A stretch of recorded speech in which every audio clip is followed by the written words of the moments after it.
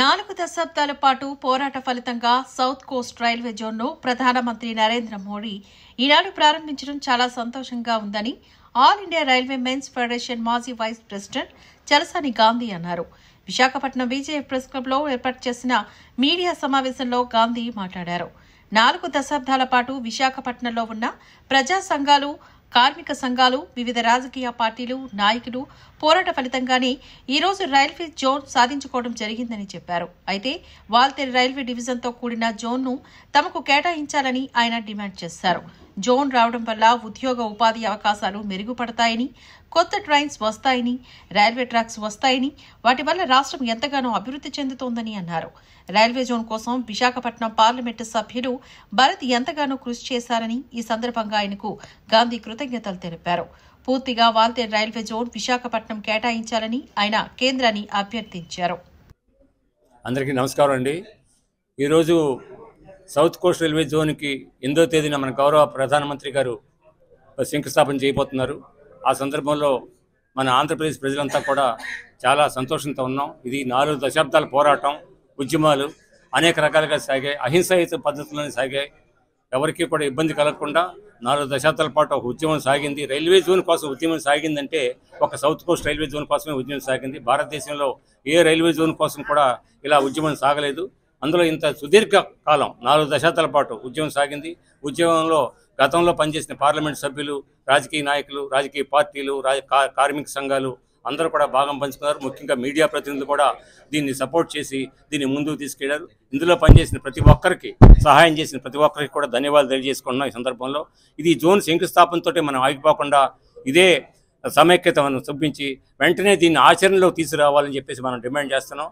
ఎందుకంటే రైల్వేలో అనేకమైన బిల్డింగులు ఖాళీగా ఉన్నాయి, రైల్వే ల్యాండ్ ఖాళీగా ఉంది. వెంటనే వాటిల్లో railway south Coast railway zone కార్యకలాపాలు ప్రారంభించి వాల్టేర్ డివిజన్తో కూడిన జోను మాత్రం ఇవ్వాలని చెప్పేసి మనం డిమాండ్ చేస్తున్నాం. ఎందుకంటే మనం గతంలో ఉన్న ఆదేశాలు ఏంటంటే వాల్తేరు డివిజన్ని 2 ముక్కలు చేసి ఒక ముక్క రాయగడ కొత్త డివిజన్ ఈరోజు ప్రారంభిస్తున్నారు. రెండో ముక్కని విజయవాడ డివిజన్లో మెర్జ్ చేయడానికి ఆదేశాలు ఇచ్చారు.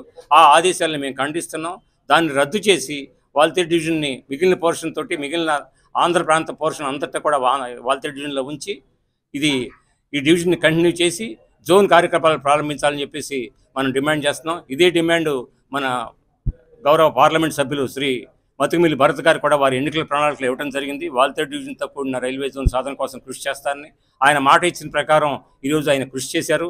అనేక సందర్భాల్లో రైల్వే మంత్రి గారిని పార్లమెంట్లో కానీ ఆయన కార్యాలయంలో కానీ కలిసి ఈ డివిజన్తో కూడిన జోన్ని ప్రకటించాలి, దీన్ని ఆచరణలో తీసుకురావాలి, శంకుస్థాపన చేయాలని చెప్పేసి డిమాండ్ చేసిన సందర్భంలో ఇది ఫైనలైజ్ అయ్యి ఈ 8వ తారీఖున ఆ కార్యక్రమం జరగబోతుంది. దీనికి ప్రత్యేకమైన ధన్యవాదాలు శ్రీ భరత్ గారికి, పార్లమెంట్ సభ్యునికి మేము తెలియజేసుకుంటున్నాం.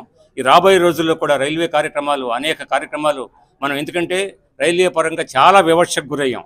ఆ వివక్ష వల్లే అసలు ఈ జోన్ డిమాండ్ బయటకు వచ్చింది. 40 సంవత్సరాల కిందట మనం కలకత్తా వెళ్ళేవాళ్ళం.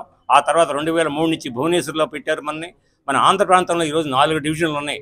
విజయవాడ డివిజన్ కానీ, గుంటూరు, గుంతకల్లు, వాల్టేరు డివిజన్, 4 డివిజన్లు కలిపి ఒక జనరల్ మేనేజర్ని పెట్టమని మనం ఎప్పటి నుంచి డిమాండ్ చేస్తున్నాం. అది ఇప్పుడు ఆచరణలోకి వస్తున్నట్టయితే మనకి అభివృద్ధికి మనకి ముందుకు పోవడానికి అవకాశం ఉంటుంది. ఇది పెద్ద గేమ్ చేంజర్ కాకపోతుంది. రైల్వే జోన్ అన్నది సామాన్యులకి, చాలామందికి దీని మీద పూర్తి అవగాహన కొంతమందికి ఉంది, కొంతమందికి లేదు. ఎప్పుడైతే రైల్వే జోన్ వచ్చిందో రైల్వే రిక్రూట్మెంట్ బోర్డు వస్తుంది, రైల్వే రిక్రూట్మెంట్ సెంటర్ వస్తుంది. ఆ రకంగా ఈ ప్రాంతంలో ఉన్న యువత అంతా కూడా కోచింగ్లు తీసుకుని ఉద్యోగాలకి ముందుగా అవకాశం దొరుకుతుంది.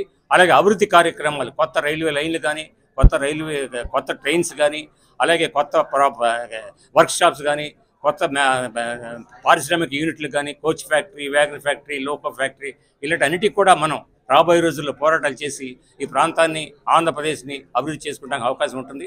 దీనికి మీరు అందరూ కూడా ప్రతి రాజకీయ పార్టీని, ప్రతి రాజకీయ నాయకుడిని, ప్రతి పౌర సంఘాన్ని అందరినీ కూడా మేము రిక్వెస్ట్ చేస్తున్నాం. ఈ జోన్ సాధనలో కృషి చేసిన ప్రతి ఒక్కరికి కూడా ఇంతవరకు 4 దశాబ్దాల పాటు ఈ ఐటెం లైవ్లో ఉంచిన మీడియాకి కానివ్వండి, వివిధ సంఘాలకు కానివ్వండి, అందరికీ ధన్యవాదాలు తెలియజేసుకుంటూ రైల్వే పరంగా ఈ ప్రాంతం అభివృద్ధి చెందడానికి రాబోయే రోజుల్లో కలిసి మనం ముందు సాగుదామని చెప్పి మనవి చేసుకుంటాం.